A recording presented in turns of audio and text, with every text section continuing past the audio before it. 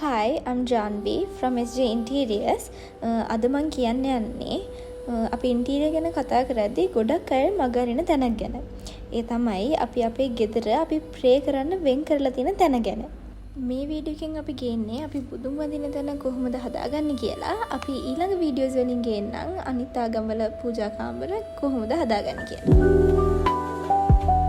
බුදු කාමරය කියන්නේ අපේ මයින්ඩ් එක රිලැක්ස් වෙලා තියෙන ඕන තැනක්. එතකොට ඒකට අපි හැමතිස්සම ෆර්නිචර් අඩුවෙන් යූස් කරන්න ඕනේ. ඒ රූම් එකේ ස්පේස් එක වැඩි වෙන තරමට, ඒ කාමරේට ඉරේලිය එනවා වැඩි වෙන තරමට ඒ රූම් එකට පොසිටිව් එනර්ජි ෆ්ලෝ වෙන එක වැඩි වෙනවා.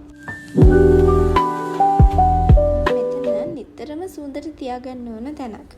ඒ වගේම අපිට වැඩි වෙලාවක් ඉන්න හිතන තැනක් වෙන්නත් ඕන නිසා අපිට පුළුවන් සුවඳ හඳුන් කූරු නැත්නම් ඒ වෙනුවට සෙන්ටඩ් කැන්ඩල් එකක් උනත් යූස් කරලා මෙතන එනර්ජි එක පොසිටිව්ලි තියාගන්න. අපි බුදු කාමරයකට කවදාවත් කලබලකාරී පාටවල් යූස් කරන්නේ නැහැ. ඒ වෙනුවට අපිට පුළුවන් earthy tones යූස් කරන්න. මොකද ඒ කලර්ස් ගොඩක් warm and calming atmosphere එකක් ක්‍රියේට් කරන නිසා. ඉතින් අපේ වීඩියෝස් මිස් කරන්නේ නැතුව දිගටම බලාගන්න නම් අපේ ෆොලෝ කරලා තියාගන්න. අපේ වීඩියෝස් වැදගත් වෙයි කියලා හිතන තව අය ඉන්නවා නම් මේ වීඩියෝ එක ෂෙයා කරන්න. එහෙනම් අපි ඊළඟ වීඩියෝ එකකින් හම්බෙමු.